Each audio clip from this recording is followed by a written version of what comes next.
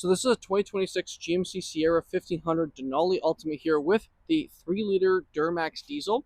We got 305 horsepower and 495 pound-feet of torque with the 10-speed. So the one thing that I like about GM in general with these type of trucks is they've given you the option of the 6.2 or the Duramax. I know the 6.2s have had their issues, so if you still like this truck, go for the diesel. It's got really good torque. It's got great fuel economy and decent towing. So I like the fact that they've given you those options. So let me know what you guys think about the Denali Ultimate, especially with the Duramax diesel engine.